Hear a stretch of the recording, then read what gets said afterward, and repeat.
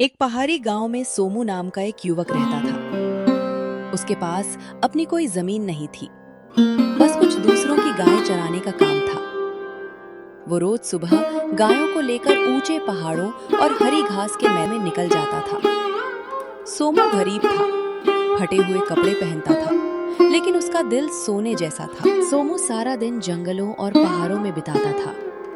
गायों को चराते समय वह ध्यान से देखता था कि गाय कौन सी घास खाती है और बीमार होने पर किन पौधों के पास जाती है। धीरे धीरे उसे पहाड़ी जड़ी बूटियों और दुर्लभ वनस्पतियों की गहरी समझ हो गई।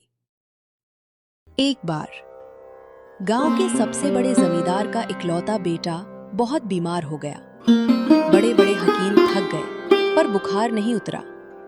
तब सोमू ने जंगल से एक खास जड़ी बूटी लाकर उसे पिलाई और चमत्कार हो गया।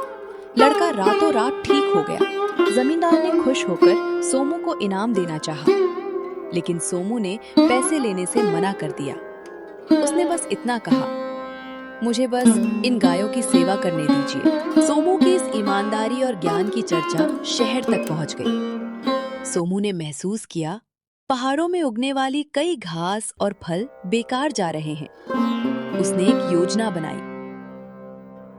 सोमू ने अपनी छोटी सी बचत से 2 गायें खरीदी। वो उन्हें जंगल की औषधीय घास चराता, जिससे उनके दूध और घी में अद्भुत शक्ति और खुशबू होती थी। उसने पहाड़ी शुद्ध घी के नाम से छोटे छोटे मटके शहर भेजना शुरू किया। शहर के लोग सोमू के घी के दीवाने हो गए, क्योंकि वो मशीन से नहीं बल्कि पारंपरिक तरीके से बनाया जाता था। सोमू की तरक्की का सफर रुकने वाला नहीं था।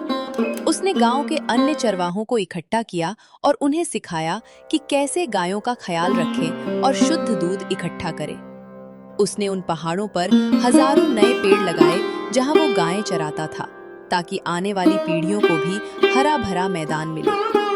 आज सोमू के पास खुद के हजारों एकड़ के चारागाह हैं और उसका ब्रांड सोमू की डेयरी पूरे देश में प्रसिद्ध है।